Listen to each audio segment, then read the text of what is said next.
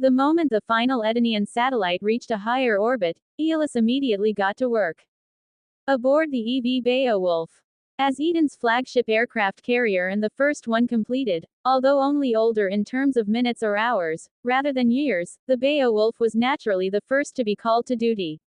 A swarm of activity was in progress in one of the massive internal hangars as an entire carrier air wing CA was being refitted for high-altitude operations. While the F-14 Icarus multirole interceptor jets were capable of reaching and operating near the Kármán line, that didn't mean that they had the necessary fuel capacity to maintain operations for long. For intercepting missiles or shortening flight times from one place to another, they would be fine. But for the upcoming operation, where they would be spending an extended period in active maneuvers, they would need to undergo some hasty modular swaps. Thus, the flight crews were moving like a hive of worker bees, each ensuring that the pilot they were responsible for would be able to carry out their mission without any issues. Aeolus Air Force doctrine had pilots assigned to specific flight crews, rather than having crews assigned to pilots' jets. After all, unlike in normal air forces, where each jet was a significant investment of dozens of millions of dollars, Aeolus jets were highly replaceable and could basically be reprinted at will. Aeolus jets were also designed to be modular. The current mission called for high-altitude operations near the Kármán line, so the crews were attaching drop tanks, discardable auxiliary fuel tanks, to some of the hardpoints beneath the jet's wings and on the underside of its belly. The F-14B Icarus had 8 hardpoints on the wings and 1 secondary hardpoint on its belly, and the flight crews were busy attaching 6 underwing drop tanks and 1 belly drop tank as the pilots were receiving their operations briefing in the pilot's ready room. Once the modifications and briefings were complete, the pilots and co-pilots of 240 jets boarded their planes and were towed to the 12 massive flight deck elevators, where they were lifted the 100-meter distance from the hangar to the flight deck and towed to their positions all along the flight line. Soon, Eden would perform another unprecedented feat in a long, unbroken string of unprecedented feats. The entire process, from the time Aaron mentioned, taking away their toys, to the time the jets had been modified, pilots scrambled, and lined up along the flight line in preparation for takeoff, had only taken an hour. Everything was ready and only Aaron's order remained to be given. Aaron stood facing a holographic screen, splitting his attention between a number of information feeds showing the progress of various plans and projects, his hands clasped behind his back. "Aeolus," he said. "Here, sir. Clear skies as a go." "Yes, sir. Estimated time of completion is 6 hours real time." Aaron nodded and went back to focusing on the projects he had in progress. The war would soon be over, but the unification would have a long way to go even after the last gun spoke in anger. He had to be prepared. Upon receiving the go order, the pilots began launching from the flight deck of the EV Beowulf in good order. Thanks to the rigorous training they had received and the onboard AI assistance in each jet, as well as the long flight line allowing for normal takeoff and landings instead of relying on catapults and arrestor gears, only 2 seconds were required between each launch. With 4 runways in operation, the jets had all launched in 2 minutes and formed into squadrons of 4 jets each within another minute. As one, they activated their afterburners and began a steep climb, headed to the Kármán line to, as Aaron put it, take away their toys. At the speed they were climbing, it only took the pilots 2 minutes to reach the Kármán line and level off. "Let's shoot and scoot, boys, we've only got about 2 hours to bingo," the flight leader said over their communications network. "Roger," the squadron leaders below him chorused. The 240-strong flight broke into 60 squadrons of 4 jets each and headed in different directions. Their goal was simple: take down every satellite in low Earth orbit that didn't belong to Eden. Once each squadron reached their operational area, they released control of their missiles to the ice installed in each jet. The squadrons broke up into individual jets and began following the course laid out in the pilots' AR HUDs while their jets occasionally released missiles. Normally, with most of their hardpoints occupied by drop tanks, they would only be able to fire 2 shots before shooting themselves dry, but each hardpoint had a dedicated atomic printer that could rearm them on the fly. The only limiting factor was the small storage space for materials the jet could carry, But with the drop tanks rapidly being emptied of fuel, they were simply recycled and turned into more missiles. On average, each jet fired more than 20 missiles, all of which were smaller versions of the Type 7 frangible flak rounds. They were set to timed detonation, turning them into fire and forget munitions that would fill space with deadly debris that would begin a domino effect where each satellite destroyed by them would break up and destroy more satellites, which would then spread the destruction even further. You know, one squadron leader mused over comms, I kinda feel sorry for those poor fellows in the ISS. Nobody's gonna be able to reach them before the shrapnel wave does, but they can see everything that's happening and know exactly what's coming for them. Actions have consequences, and the world leaders shouldn't have been greedy, the flight leader responded. But I still feel bad for them. We could at least contact them and bring their last words home with us. After all, with the satellite network down and all the jamming and electronic warfare happening up there, their comms got cut off a while ago. The flight leader fell silent for a moment, thinking of the possible repercussions, then Aaron's voice broke into the comms. Do it, he ordered.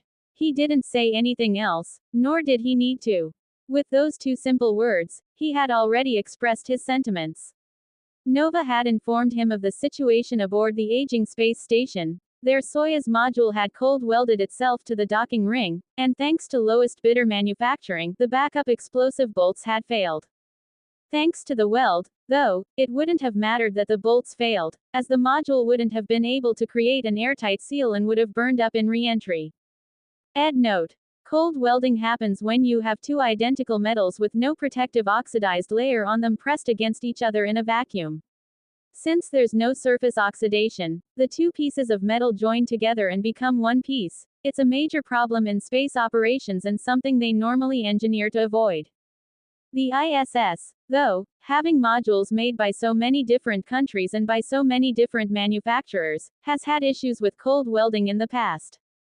No matter what, it was a loss for humanity. The astronauts aboard the space station had nothing to do with the mess currently on the surface, and their goal had always been noble. Aaron had great respect for astronauts, who were all pioneers and brave men and women who sought nothing more than the betterment of humanity. One of his heroes, the Apollo 14 astronaut Edgar Mitchell, said something that had shaped his beliefs and influenced him even to this day. You develop an instant global consciousness, a people orientation, an intense dissatisfaction with the state of the world, and a compulsion to do something about it. Perhaps that was why Aaron was so set on his course. You heard the boss. Establish contact and record their final words for posterity, the flight leader ordered. The pilot nearest the ISS increased power to his radio and forced his way through the jamming. International Space Station. This is Dumper.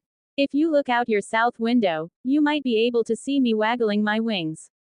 He waggled his wings in salute to the ISS before realizing that nobody would be able to see him from that far away. Even though he was practically in space, he was still kilometers away from the space station. He continued, Air, well, maybe not. But you have more important things to think of than a jet doing a high-altitude flyby. I've been ordered to record your last words for posterity, and I promise you we'll ensure that they're privately delivered to your next of kin. There's nothing we can do to help you from here, but there's a huge swarm of space debris headed your way. You've got about 8 minutes before I'm bingo fuel and have to RTB. I'll clear the channel now and you can go ahead. Dumper out. With that, a combat mission gained humanitarian elements that day. It wasn't the first time in the history of the world that had happened, and it became just another instance of wartime compassion in a long list of compassionate acts between enemies facing each other on the front lines. One by one, satellites were destroyed. Hundreds of thousands of sharp shrapnel bits flew chaotically through the space in orbit, furthering the mess with each satellite destroyed. The satellites broke apart into large chunks, and those chunks impacted each other, knocking off smaller and smaller fragments until they homogenized into a single swarm of tiny shrapnel moving around the planet at orbital velocity, completely uncontrolled. The destruction in orbit continued apace, finally creating a deadly blanket that covered the entire planet. The promise of space had, at least temporarily, been denied to the citizens on Earth's surface. It was even visible to citizens, as anywhere night fell, a gorgeous meteor shower lit up the night sky. And the day seemed dim as the sun's rays were scattered by the mostly metallic shrapnel speeding unimpeded around the planet. The equatorial areas of Earth, in particular, seemed especially gloomy and dim, a comparison only made more obvious by the normally sunny days they enjoyed as a general rule. And wherever it was dawn or dusk, a gorgeous aurora was visible, backlit by the brief flashes of light that looked like fireworks. Even in the worst destruction, there would always be beauty. Every media network around the world was reporting on the situation, even those in Eden and Esperia. Around the world, public opinion had soured even further on the two developing nations, and even Panoptes was struggling to manage the situation on Pangaea. Eden had truly become the world's enemy, and there were very few that stepped forward to defend them from the flood of public opinion now. Everyone believed that Eden was lashing out in a futile rage, attempting to wreak as much havoc as they could before their demise, as nobody but Edenians and Esperians were aware yet that the coalition fleets had been intimidated into silence and an entire American carrier strike group had been effectively destroyed. Nobody but Aaron and his ice would ever be bold enough to livestream entire battles and commentate them like they were a low-stakes sporting event instead of a life-or-death struggle between nations. And now, thanks to the terrorists of Eden, every service that relied on a satellite connection was now simply gone.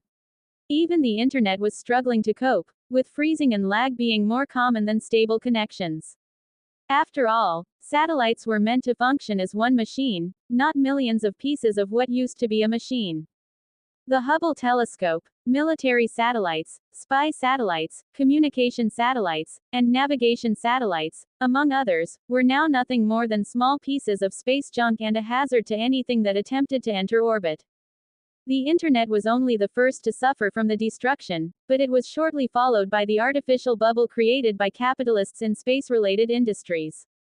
A few hours ago, investors still had hopes of hitting a jackpot if the companies they invested in created a revolutionary, and useful, new product.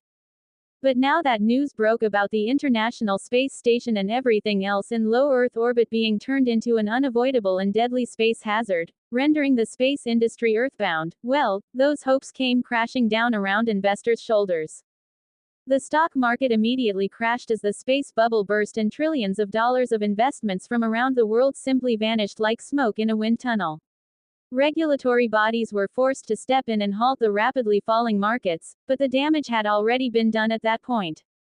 Eden had struck, and the world was no longer the same as it was before. And there's the justification we need, President Trump growled after news of Eden destroying satellites reached him. Though it was an excellent casus belli for escalating the war between the coalition and Eden, he was still less than thrilled about the damage to the economy. Especially since his backers, the Morgans, would now be constantly howling for blood behind him, and that would definitely impact his quality of life. Not to mention his approval numbers. Though they may have dramatically spiked when he declared war on Eden, they would definitely rebound and fall even further after news of how things were actually going for the Allied nations inevitably leaked. After all, if you truly want to keep a secret, ensure that only one person knows it. And with 193 other people in the coalition, it would be impossible to keep the secret for much longer. The only hope he'd ever had was a rapid and overwhelming win at the outset. September 11 and the War on Terror had shown what happened to presidents who failed to deliver on the fast resolution to wars fared. Contact every nuclear power and invite them for a conference call in an hour. I want heads of state on the line, not just ambassadors and underlings. It's time for us to reduce our nuclear stockpiles, he ordered, surprising everyone in the Situation Room. They had all thought that, with the overwhelming force they had at hand, trampling Eden would be as easy as falling out of bed. But they were wrong. Thus, while it was still early yet, the decision to escalate to nuclear weapons didn't exactly strike them as unreasonable. Still, the procedures must be followed, for posterity's sake if nothing else. Are you positive, sir? General Mattis asked, his tone grave. What better time to act than now? They have yet to attack our forces at home, so none of our systems are out of commission yet. Plus, we don't have enough stockpiled ourselves, so we need everyone to contribute. They've already shown us their missile defense capability, and that was just their fleet. Who knows what they have protecting their borders? Trump explained, feeling slightly exasperated that anyone had the gall to question him at all. I meant, are you sure you want to escalate to nukes, sir? General Mattis asked again. Trump slammed the conference table he was sitting at. Are you questioning me? Just do what I fucking told you to do already. Who's the president here, you or me? It's me. I'm the president of the United States of fucking America. I'm in charge. So go do your goddamn job or I'll take it away from you and give it to someone who damn well knows how to fucking listen and follow direct orders. He screamed, his face purpling in rage. He panted for a while after his outburst, then clenched his fists and visibly calmed himself.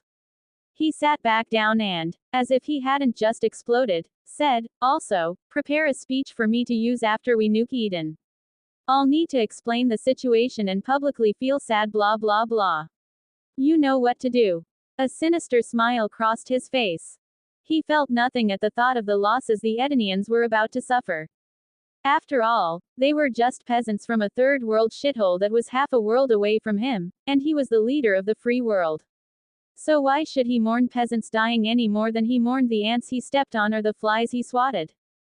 On the warfront in the Pacific Ocean, the battle had come to a stalemate. The coalition forces had stalled in their advance, shocked both by the effective missile defense put up by the Edenian fleet and the broadcast of the EV Hydrek crippling the Carl Vinson carrier group. The fleets that had come on strong and in high spirits were now at a complete loss. They had been ordered to sink all Edenian vessels and attack the mainland, disgorging thousands of troops from amphibious landers under the protection of naval missiles and coalition airstrikes. And due to the complicated situation in their chain of command, they had effectively become a complete non-issue for the time it took their leadership to discuss a countermeasure, all while under the added stress of facing the overwhelming Edenian ships. The stalemate didn't last long, though, as new orders came down from high command. The new order was to retreat to a rally point and launch a retaliatory missile strike against Eden's satellites in orbit. It was political theater at its finest. Nobody thought the retaliation would be effective at all, and everyone thought it would be an enormous waste of money for no gain, but the politicians that issued the orders didn't care. They had to be seen to do something, at least, and a retaliation for the loss of their satellites was that something. Thus, the paralyzed coalition fleet soon regained its head and reversed course, heading for a spot on the equator to the east of Esperia while keeping a close watch on the opponents they were leaving in their wake. The sailors jokingly comforted themselves with the old saw, we aren't retreating, we're attacking in another direction. It had the benefit of technically being true, as well, so the sailors' morale rose higher the closer they came to their destination. Soon, they reached their destination and, in high spirits, another all-stop order was transmitted to the fleet. After coming to a halt, the fleet was brought back to general quarters and an order to clear the decks was passed down. The missile-armed ships in the fleet separated themselves from the rest of the vessels, and the entire fleet spread out, so as to avoid catching other ships in the wake of their attacks. Once the decks were clear and the fleet had scattered, alarms rang out in every ship as VLS tubes opened, preparing their space-capable munitions to be launched. The alarms cut out, leaving only the red flashing lights in every compartment of every ship of the fleet, then they were replaced by a countdown. 3, 2, 1. Firing. With a loud roar, thousands of missiles began their climb to orbit, headed on intercept courses that would wreak the same level of havoc among the Edenian satellite network as the Aeolus Air Force's Alpha strike had wreaked upon the rest of the world's modern conveniences. It only took 2 minutes for the fastest missiles to reach orbit, where they were immediately met with the hundreds of thousands of pieces of what used to be a functioning satellite network. The shrapnel shredded the first 300 missiles, creating more shrapnel that joined the swarm of metal that was already in orbit. The shredding continued as more and more missiles were destroyed, but eventually, 7 missiles, through sheer luck, found openings in the layer of destruction and passed through. Over 1,000 missiles had been launched, and 7 of them made it through. The ratio was incredibly low, but those 7 remaining missiles somehow remained on course to impact the Edenian satellites that had earlier moved to medium Earth orbit. They were relying on the surviving satellites, like the geosynchronous GPS satellites and the higher orbital spy satellites to find their targets. After all, they obviously couldn't rely on the fragments that remained in low Earth orbit. Even so, the amount of electronic warfare in the higher orbits was still prohibitive, so 3 of the 7 missiles ran out of fuel for terminal maneuvering and detonated prematurely. The force of the detonation, even in vacuum, was enough to clear swaths of shrapnel from the new shredder blanket in low Earth orbit, but alas, there were simply no more missiles to take advantage of those gaps, and they soon closed. Then, just as the 4 surviving missiles began their terminal maneuvers, aiming to create large clouds of shrapnel that would begin a second domino effect in orbit, the satellites that they were targeting began rising to a higher altitude in their orbital paths. The missiles, being reliant on programming that had been done prior to launch, detected that they had reached their target and exploded, creating clouds of shrapnel as planned. Unfortunately, the targets of those missiles simply passed above the shrapnel clouds, leaving them far behind and suffering absolutely no damage whatsoever. Aaron, now sitting in his command center in VR listening to the recorded last words of the astronauts aboard what used to be the International Space Station, paused the recording and looked at the main screen in the command center. It was showing the attempted retaliatory strike by the coalition fleet from beginning to end. He couldn't hold back his smirk as he said, "I wonder how much longer it'll take them to escalate to the final phase." "Not much longer, I think," Nova replied. "Shall we encourage them?" Aaron mused. He thought for a moment, plans and counterplans flashing through his thoughts, then said, "No. They're already doing exactly what I want them to, and as they say, you should never stop an enemy when they're intent on making a mistake." "True, sir. Want to listen in on their meeting? Our replacement is already in on it." "No, I have more important things to listen to right now," he replied, unpausing the recording he had been listening to earlier. "Mom, Dad, Sabrina, I'm not going to be able to come home like we planned. Some things happened and well, I'm sure you'll see it on the news. I'm being brave, Dad. I'm really so happy that I had you and Mom and Sabby in this life. And if there's a next life, I hope to be your family again." The recordings went on, and Aaron listened to every last one of them. While the coalition fleet was headed toward their launch coordinates, a secret meeting of 8 global leaders was taking place via conference call. They were discussing a crucial matter that would change the global landscape, both literally and figuratively. "So you want to send everyone's entire nuclear arsenal to deal with Eden? You know you're risking nuclear winter by doing that. Plus, my science advisor says it'll affect the tides and weather forever if we wipe out an island chain the total size of Australia. Besides, did you forget that just Russia and the US alone have more than enough nukes to use on them?" Putin asked, adjusting the reading glasses he had added to his wardrobe a few weeks earlier. "That won't be a problem," Trump replied. "We think they'll take out more than 70% of anything we send them, if not more. And even if a third of our nukes get through, we can always activate the kill switch on some of them. Besides, even if we don't kill most of what slips through, the worst that'll happen is a few tsunamis wiping out countries none of us give a shit about. You know it, I know it, everybody knows it. Trading a few countries nobody cares about for Eden is a good deal, I'm telling you." Once Trump's translator finished translating, Putin replied, "But we don't really want them completely destroyed, though, no." A mischievous smile flashed across his face as he spoke. No, we don't want that. We need their tech to be recoverable, after all," Emmanuel Macron said in heavily accented English. Though he was the only one that said it out loud, everyone on the conference call was absolutely thinking the same thing. "Look, I know some of you are afraid of using nukes because you think your citizens will react poorly, but do you think those same people would care about nukes when Eden's soldiers are slaughtering them? Of course they won't. And either way, they won't vote for your re-election whether you use them or not. If you use them, they won't vote for you because you used them. If you don't use them, they won't vote for you because they'll be dead. Your only hope of keeping your political careers now is if you bring Mr. Michael's advanced technology back to your countries," Benjamin Netanyahu said. He planned to use Israel's entire nuclear arsenal without holding back in order to increase his pull in the political world. After all, nobody would find out if he used everything he had, and they'd assume he kept a decent number in reserve. That way, the belief that he still had nukes would deter other countries from nuking him. It would be a risk, but he was practically salivating at the possibility of being able to do anything he wanted to do without risking retaliation, not to mention being among the first to choose from the spoils of war. Ram Nath Kovind, the newly elected president of India, chimed in, "We need time to prepare. And at the same time, we need to sign an agreement to prevent any of us from leaving behind stockpiles of nuclear weapons or using this opportunity to attack each other. If anyone violates the agreement, they will become the common enemy of the entire coalition, not just the countries whose leaders are on this conference call." Mamnoon Hussain, the president of Pakistan, merely verbally scoffed at the suggestion.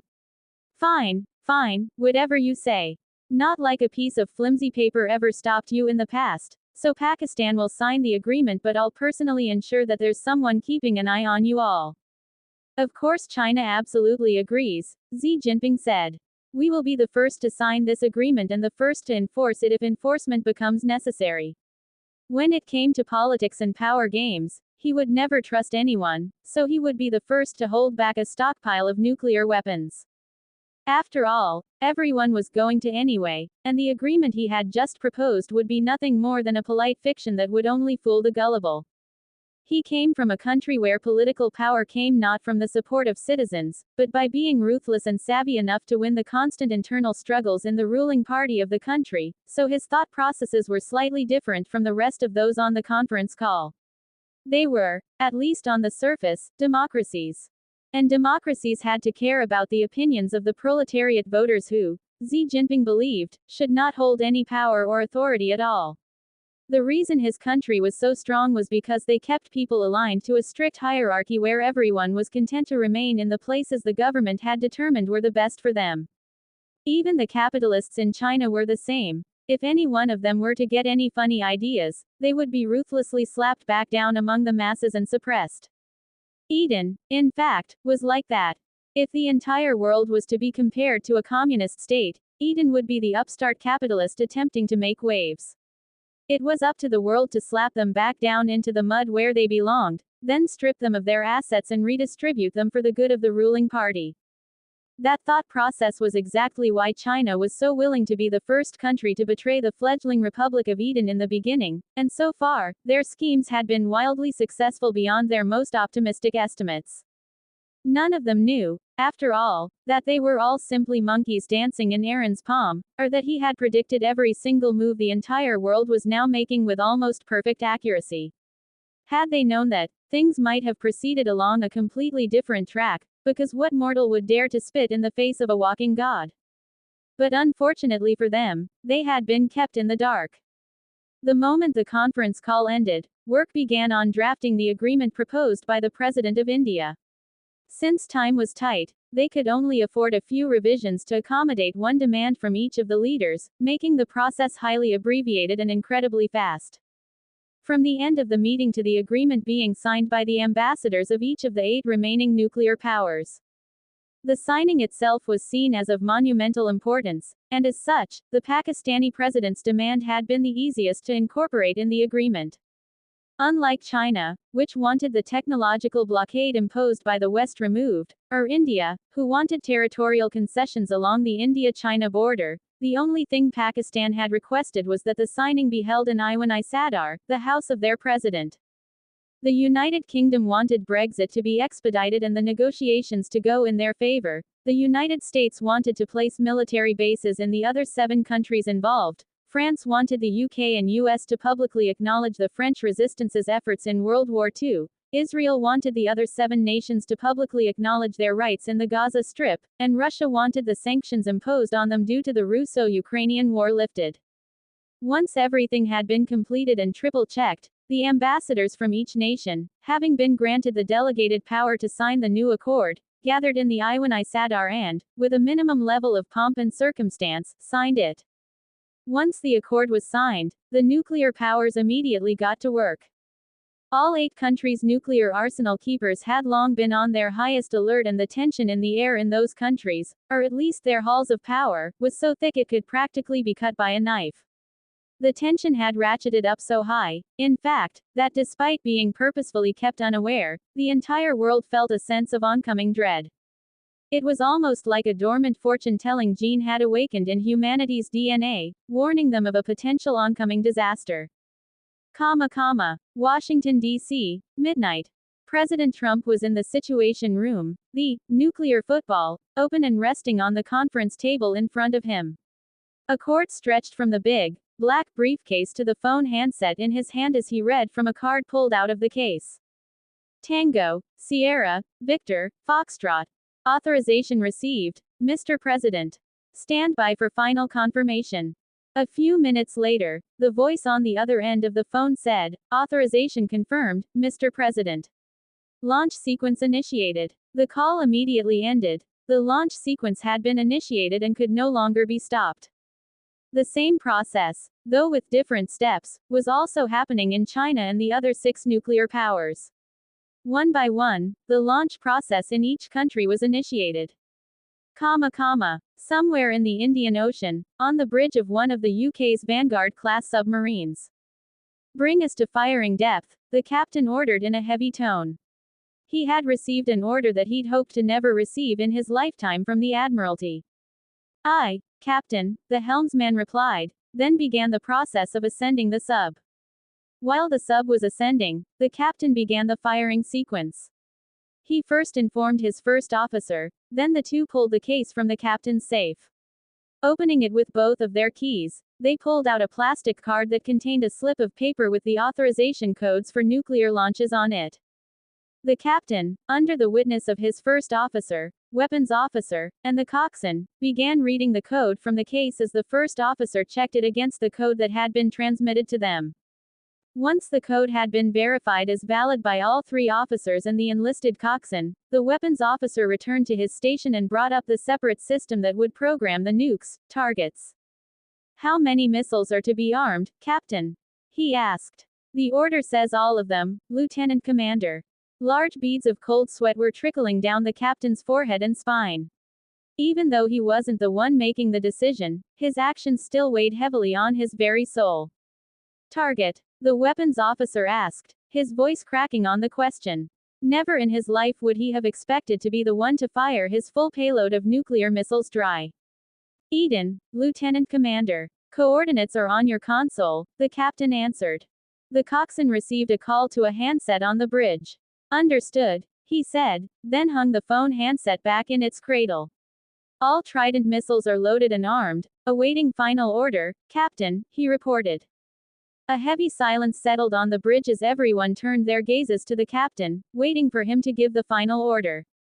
After more than 30 seconds passed, the captain ordered, "Fire, and may God have mercy upon our unworthy souls." 3, 2, 1, the weapons officer counted down. Firing. The seals holding the blow hatches of the sub's missile tubes released and a heavy thud shook the entire vessel. Then the crew felt as if they were suddenly 20 pounds lighter. The entire sub had been pushed down into deeper water as all of its missile tubes simultaneously released a burst of pressurized nitrogen that would carry their passengers to the surface, where the rockets would ignite and the missiles would begin orienting themselves for the long trip to their target. After firing its nuclear payload dry, the submarine immediately performed a series of evasive maneuvers and emergency dives, quickly moving as far as it possibly could from the location it had launched the nukes from. Somewhere in a classified location in Russia. Giant pneumatic machines hissed to life, opening a heavy armored hatch concealed beneath a layer of soil. Dirt and detritus dropped into what seemed to be a bottomless hole as the 2 sides of the door folded open, dropping their layer of concealment into the missile silo beneath. As soon as the doors had fully opened, the low thud of a controlled pushing charge echoed out of the silo, followed closely by a missile, which ignited its rocket engine and began its climb to the thermosphere.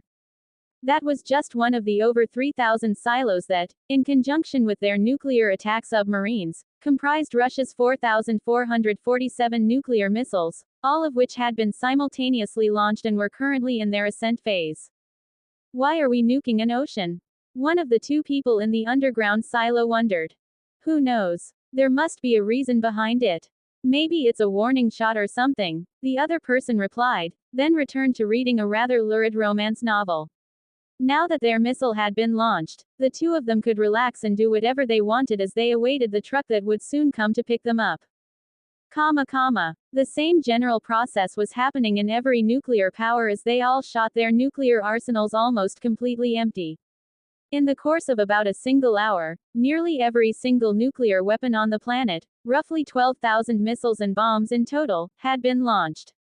The airstrikes had been authorized and launched hours before, and the operation was timed to have the bombers closely following the missiles, intercontinental or otherwise, as they began their descent phase and terminal maneuvers.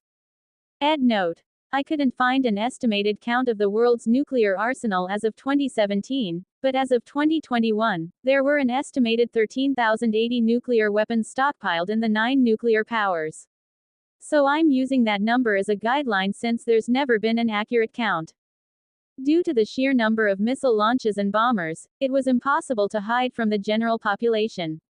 People living near silos discovered the launch trails, and people beneath the flight path of the bombers saw flight after flight of distinctive, large aircraft flying overhead.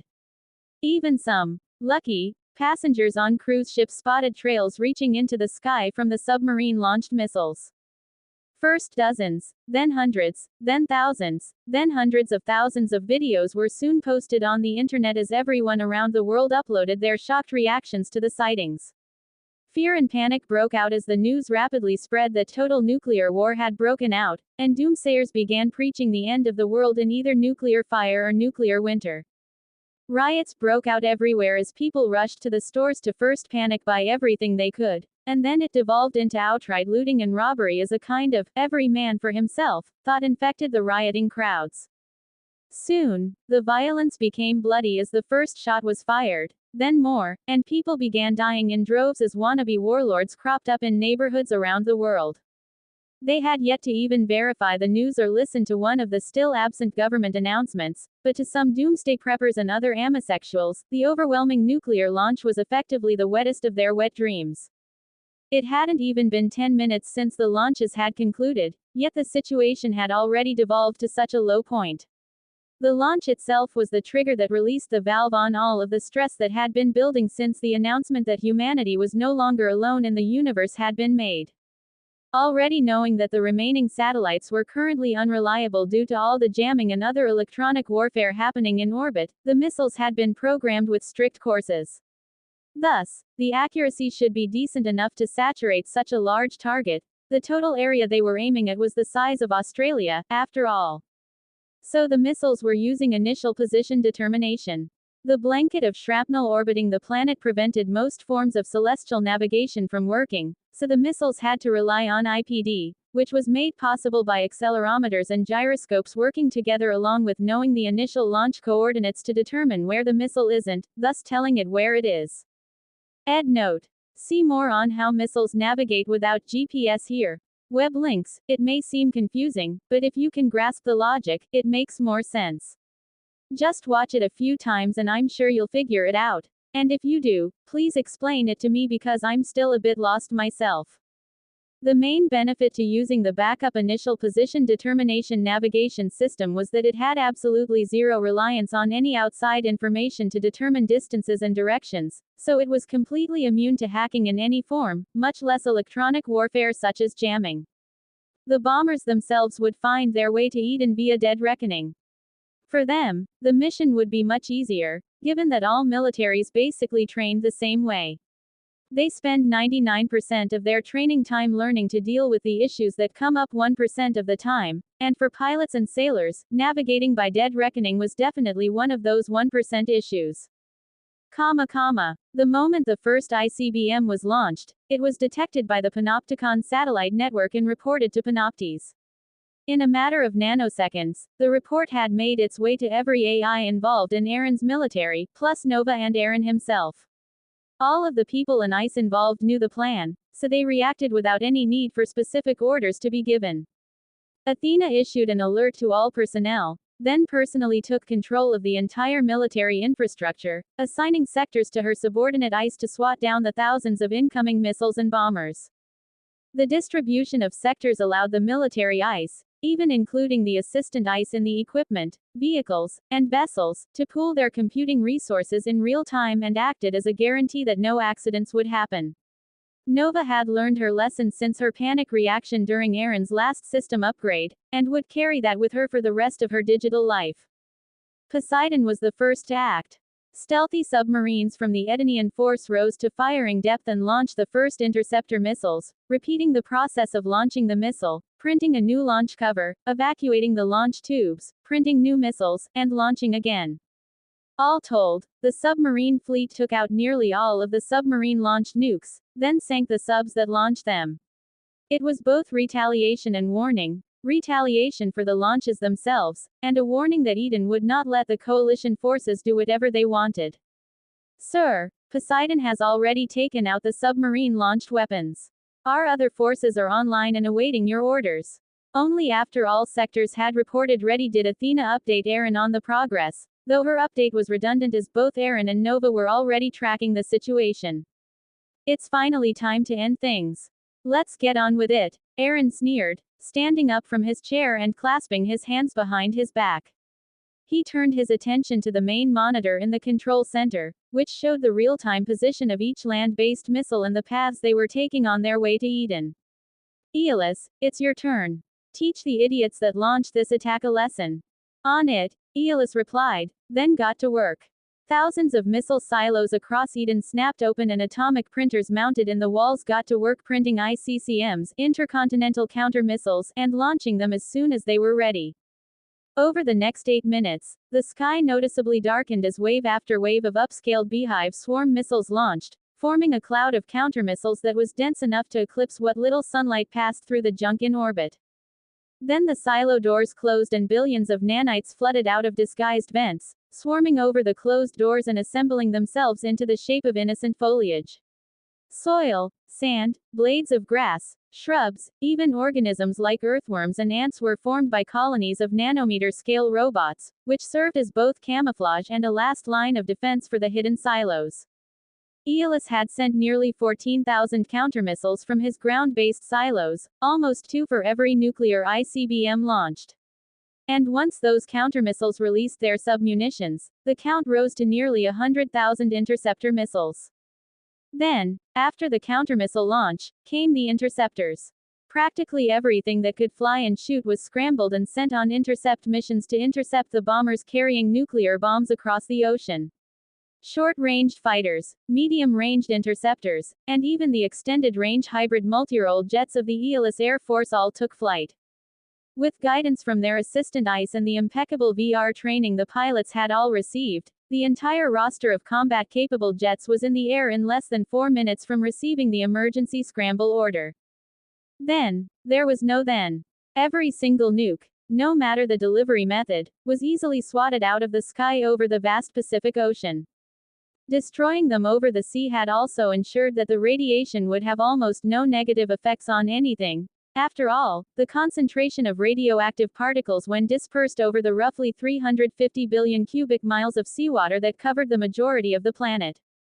Nix, Erin said. Yes, she replied. Make them pay.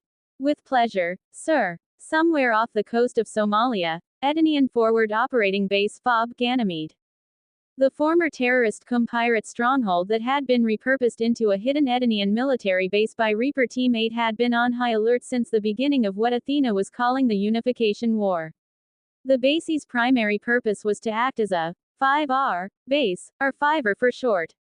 The 5 Rs were rally, resupply, rest, recuperate, and reinforce. But it was just as well armed as any other Edenian installation, whether at home or abroad, thanks to atomic printers. The base was equipped with everything an entire Ares division could possibly need. Weapons, uniforms, shelf-stable meals, medical pods, and so on were hidden deep in underwater warehouse complexes the size of city blocks that were maintained by maintenance bots. After all, while atomic printers were capable of incredibly rapid printing, it wasn't nearly as fast as simply handing something that had already been printed to someone that needed it. As the panic around the world peaked and chaos reigned, FOB Ganymede sprang into action. Swarms of camouflaging nanites broke their cover and entered concealed vents, revealing enormous, armored hatches. The hatches snapped open, revealing huge missiles inside as alarms around the base blared warnings to immediately seek cover. A minute later, the alarms ceased their audible warnings and only flashing red lights remained as each silo disgorged a missile. The missiles, destination, the launch sites and remaining nuclear weapons of the 8 remaining nuclear powers. The missiles launched were different from normal ICBMs.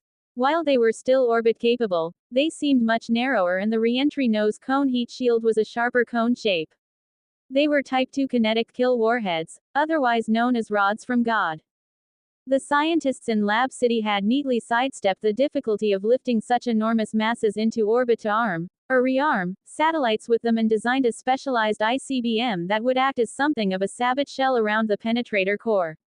Thus, they could only barely be considered multi-stage munitions. The first stage of each missile was enough to reach orbital heights, where the initial adjustment would be done with canisters of compressed gas contained within the housing of the second stage.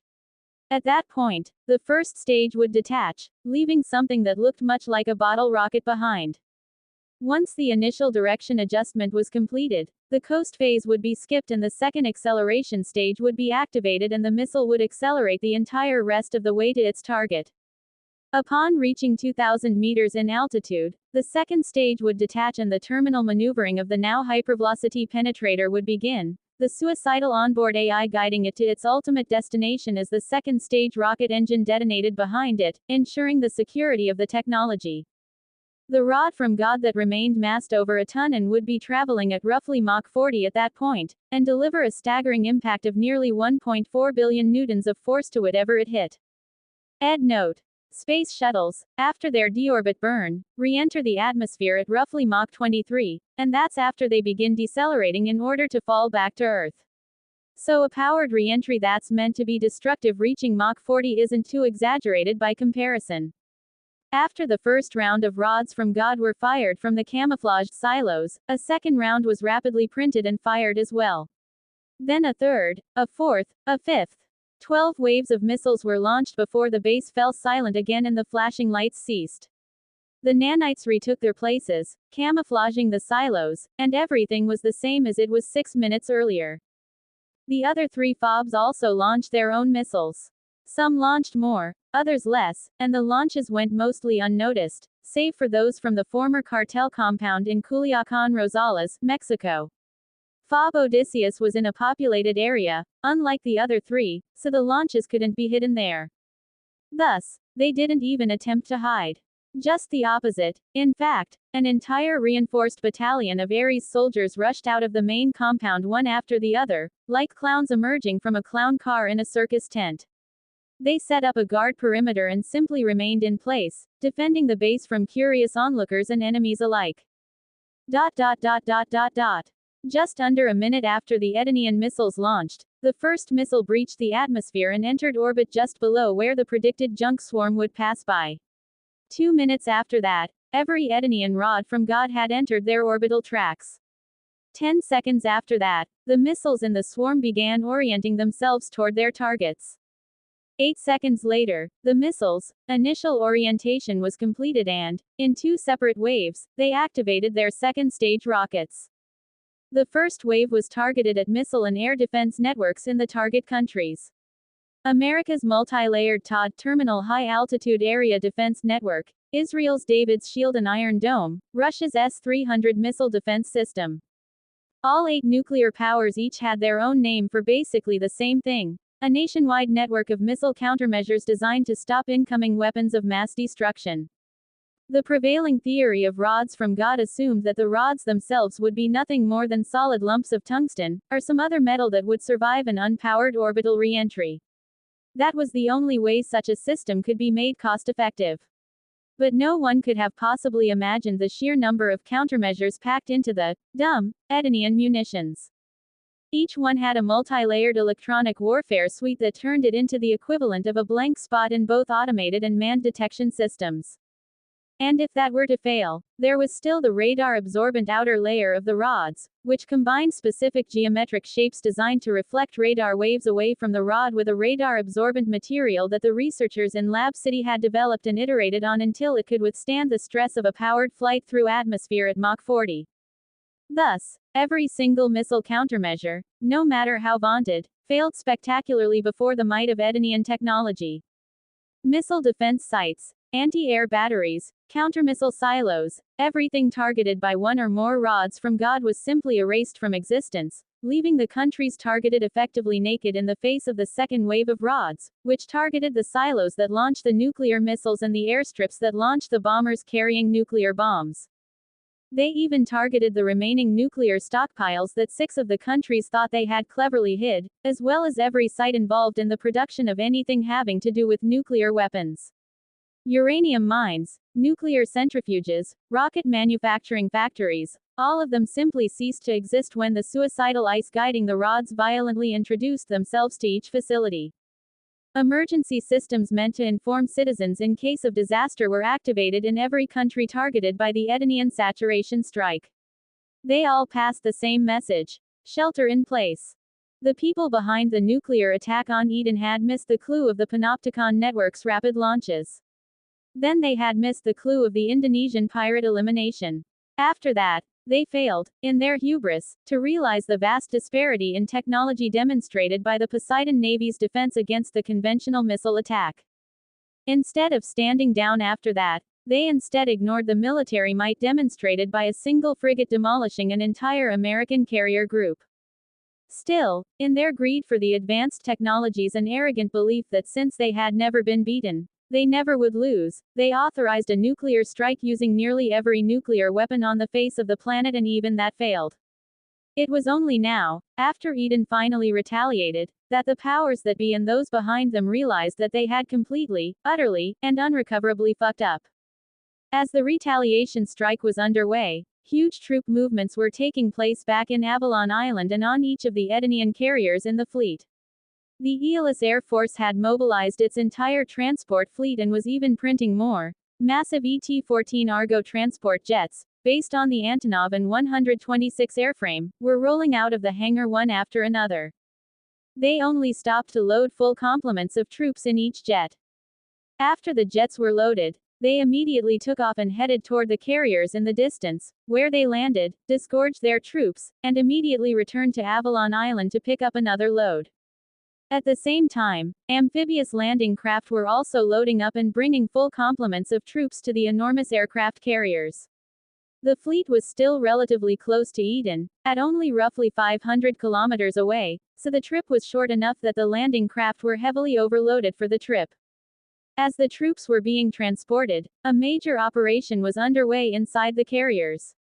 The carriers were overengineered, and the researchers working on them in Lab City had designed them so as to take advantage of the low crew count. Thus, most of the space inside them was actually empty and could be set up in a number of configurations.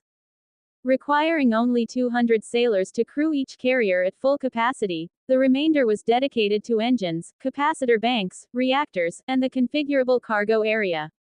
The cargo area could be switched at any time to one of 3 primary configurations: aircraft hangars, fleet transport, and dry dock, or troop transport. Currently, they were set to the default configuration, with cavernous aircraft hangars occupying most of the space. An alarm suddenly rang out on the EV Beowulf. 3 long horn blasts were followed by a repeating announcement by the ship's AI: all hands, prepare for reconfiguration. Repeat. All hands, prepare for reconfiguration. 60 seconds to reconfiguration. 59, 58. As the announcement repeated on the 1MC, the crew of the Beowulf headed to designated safe zones, where they wouldn't be affected by the atomic printers that were about to sweep through each hangar, decomposing everything down to the decks and bulkheads. Once the printers finished their sweep in one direction, they reversed course and headed back the way they came, printing angular teardrop-shaped objects at precise intervals on every deck inside the newly cleared cargo area. On deck, the landings and takeoffs continued, a synchronized aerial dance where one jet would land, disgorge its complement of 400 troops, then take off again. All 4 of the flight lines were in continuous operation, averaging 1 jet landed on each flight line every minute. Over the course of the next hour, each carrier loaded almost 100,000 troops by air alone. The remainder were in transit in their amphibious landing craft, which were estimated to arrive in about 5 hours. Those 5 hours weren't wasted, either. The atomic printers were hard at work printing the equipment the troops would be issued. Power armor, pulse carbines, rail rifles, fusion torches, atomic decouplers, back-mounted drone systems and rocket launchers, pulse shotguns, plasma projectors, multi-role grenades, the list goes on.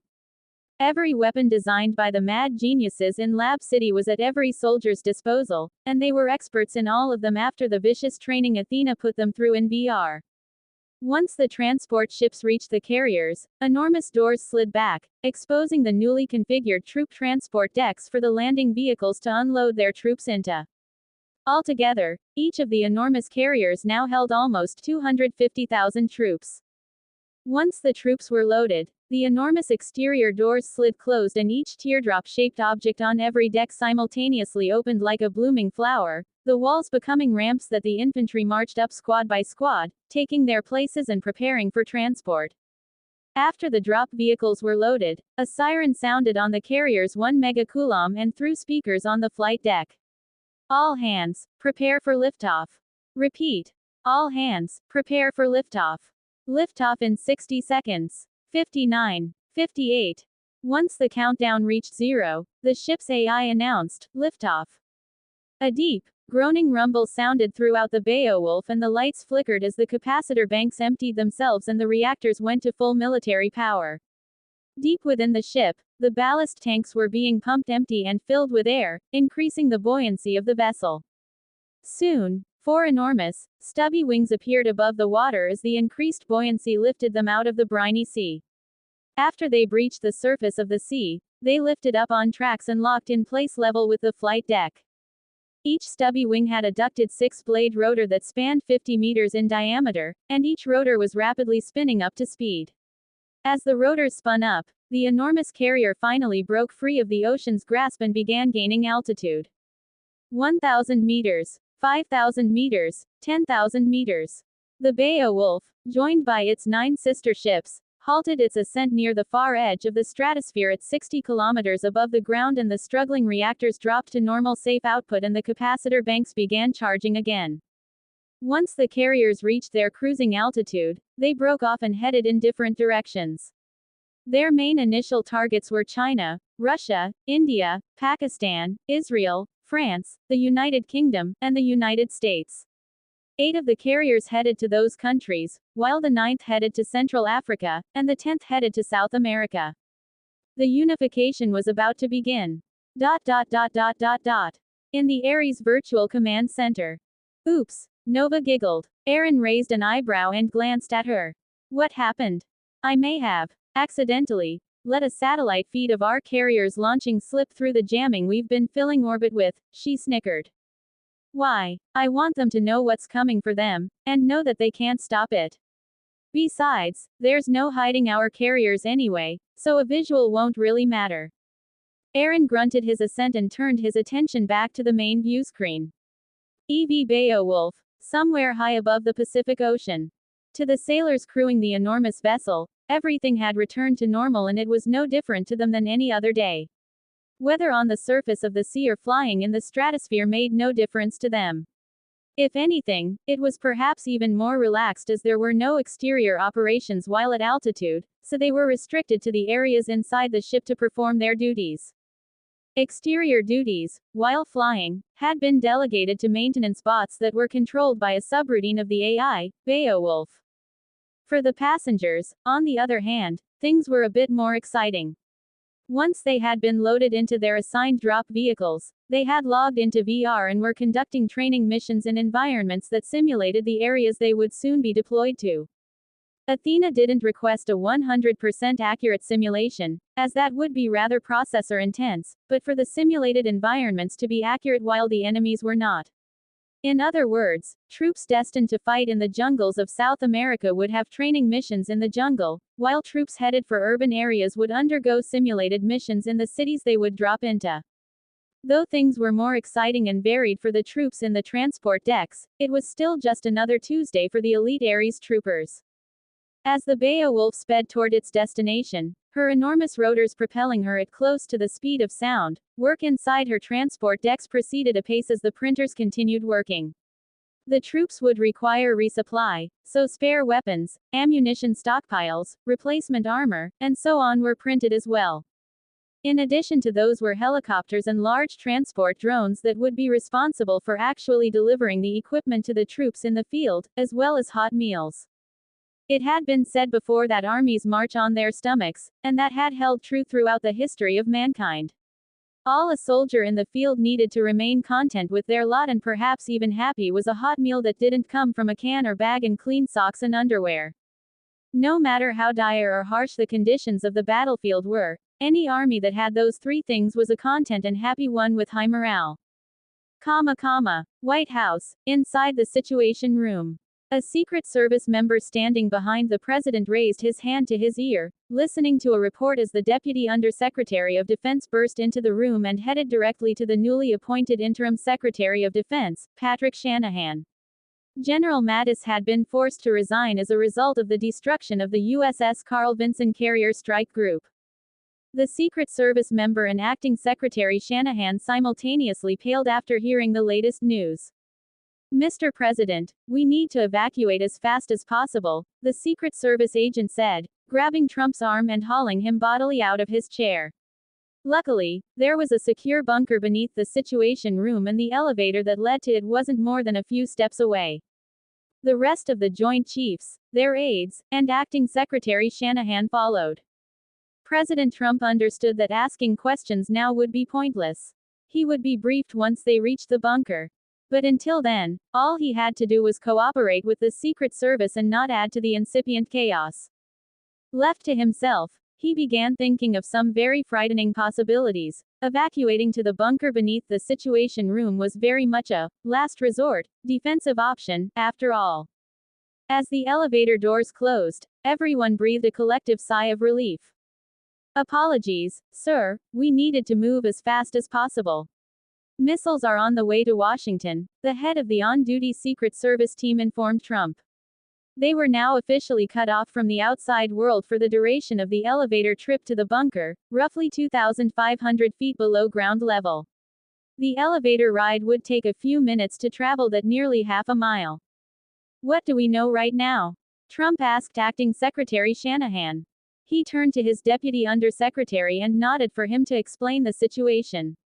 He himself was still not entirely up to speed, as the most important information would always be transmitted first.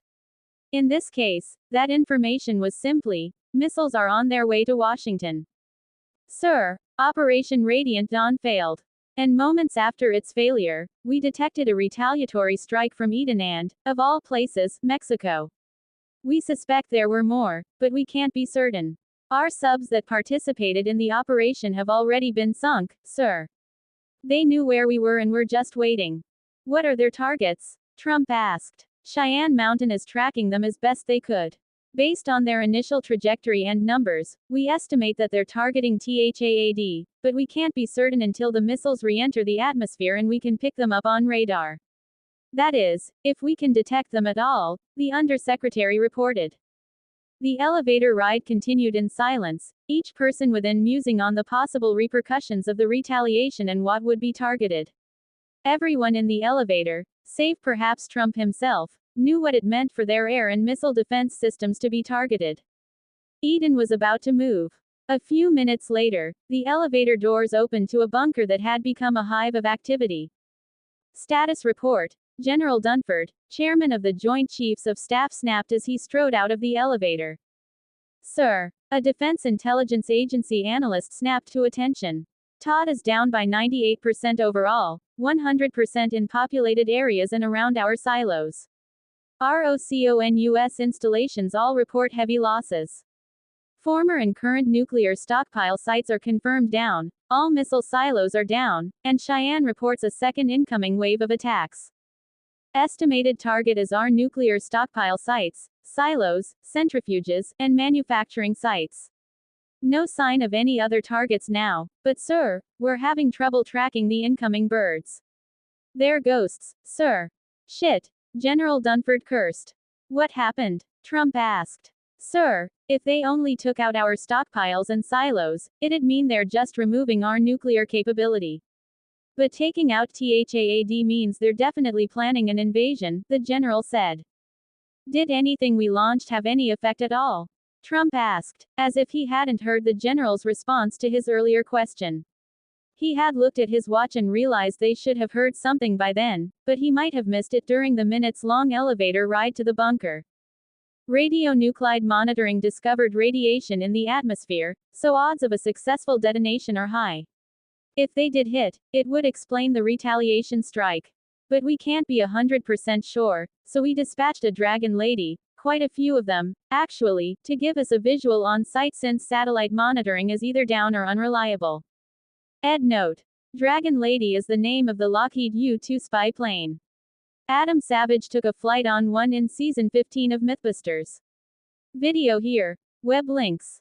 Options. Trump asked. He felt like his head was being cooked in a pot of boiling water and everything was going wrong for him. We've already begun the government continuity program, sir. Congress is being evacuated to the nearest shelter as we speak. Vice President Pence is on his way to Camp David, and Nightwatch is in the air and on patrol. We've called up the standby reserves, retired reserves, individual ready reserves, selected reserves, and the National Guard, inactive and active. Hell. We even called up the Civil Air Patrol, sir. The coalition fleet is headed back toward Eden to confront the Edenian Navy, for all the good that'll do, and our submarine fleet is en route back to the coast for submarine warfare. The 4 carrier groups we didn't send with the coalition fleet are patrolling the Atlantic and Pacific coasts and we're prepared to lose our assets in Guam, the Philippines, Alaska, the Dominican Republic, and Hawaii. We activated the National Emergency Broadcast System and implemented a strict curfew.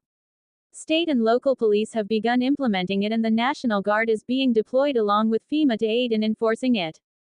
We've also, the analyst continued, but was interrupted by the sound of a toppling chair and a loud curse. Repeat that. Are you fucking positive? Someone shouted. Control yourself. General Dunford snapped. Report. Instead of responding, the man pushed a few buttons on his console and pointed at the large screen on the wall in the front of the bunker.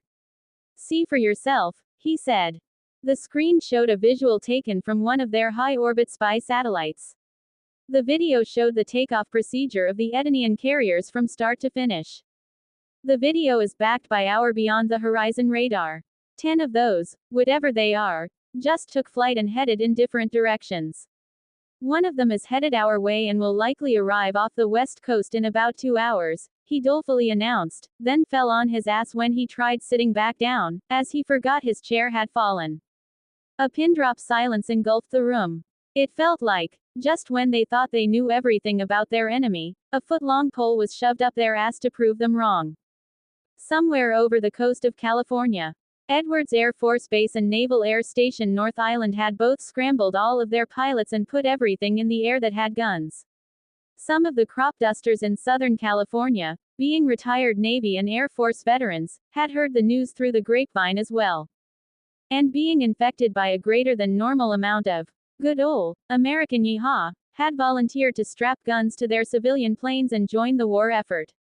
All of them, active duty and volunteer alike, were in the air like a swarm of bees as they awaited the arrival of the EV Beowulf. Not that it would do much good, really, considering that the Beowulf had a much higher flight ceiling and cruising altitude than any current generation aircraft, whether military or civilian.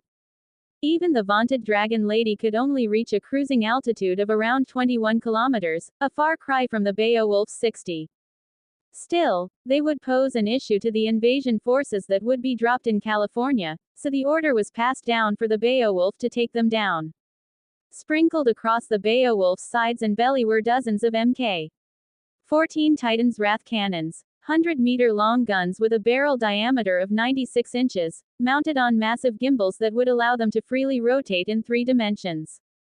Designed for use while the carrier was in flight, they had a host of options available to them, yet none of them applied. The guns were simply too strong. The ship's AI had 3 current orders. First, to limit civilian casualties and collateral damage as much as possible. Aaron was adamant in his interpretation of human resources, and would allow no avoidable waste of any of Earth's resources. All would be needed in the years to come. Second, to ensure the safe delivery of the Beowulf's complement of troops to their designated combat zones. This was the order the AI was operating under when it alerted the captain that she had detected armed aircraft. And third, to take out any valid military target along the way through whatever means were appropriate. The key word in this standing order was appropriate. Firing a Titan's Wrath at a fighter jet, especially from above, was rather inappropriate. Without taking into account the collateral damage and potential civilian casualties, it would still be akin to using an old Civil War-era 16-pound cannon to kill a single gnat that was buzzing around your ear. Considering her 3 standing orders, the Beowulf mused over her options for 3 nanoseconds, then decided that the metal storm was the most appropriate response. "Captain, I have detected incoming combat aircraft," she announced on the bridge. "Request permission to assume control of anti-air weapons designated Metal Storm."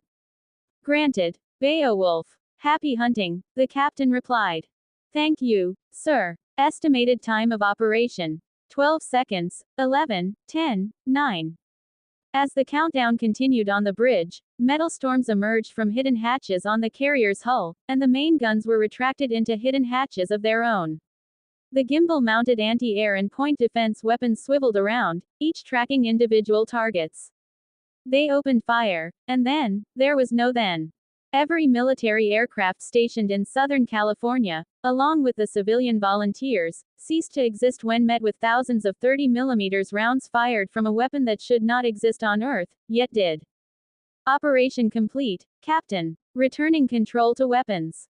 "Thank you, Beowulf." "You're welcome, sir." The captain crossed his legs and leaned back in his chair, then took a sip of his coffee and asked, "How long to the drop zone, Helm?" "ETA 10 minutes to drop zone 1, Captain," the helmsman replied. "Good. I anticipate a smooth drop. Comms, sound the 10-minute alert in the training simulation for the designated troops." "Aye, sir. Alert sent. ... The Beowulf reached her first drop zone over Los Angeles in Griffith Park and a hatch opened on the side of her topmost transport deck. A mechanical arm reached out of it, carrying 4 Ares drop vehicles, each of which contained 10 troopers. The arm bent upward, then accelerated down, hurling the drop vehicles at their target location at an incredible velocity. The scientists in Lab City called the drop vehicles the Mk-7 Thunderhammer aerial assault lander. But the troops had a much simpler name for them. Yeet pods. A soldier that lacked a dry sense of humor couldn't really be called a soldier at all, really. And Ares troopers were nothing if not soldiers.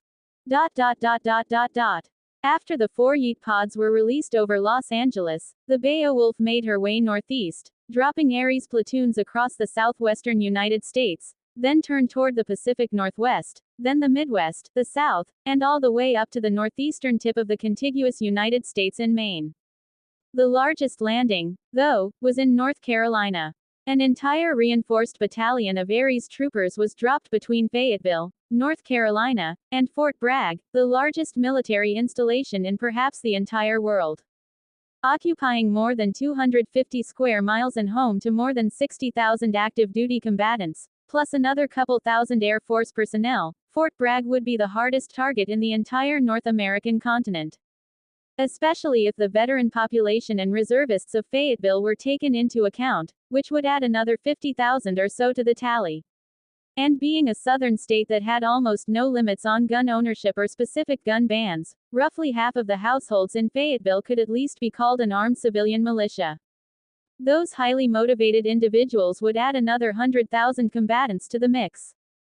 There were, combined, a total of over 100,000 of America's most elite infantrymen, regular infantry, veterans, and reservists. Add another 100,000 civilian militia and 2,000 airmen and the Ares battalion had an uphill climb ahead of them, especially since the American forces would have the home ground advantage. And all of that was before taking into account the current worldwide panic, chaos, and looting. Rioters and looters had run rampant, and the first stores targeted by them were those that sold guns and ammunition. It would be one hell of a first live mission for the Ares troopers to drop into.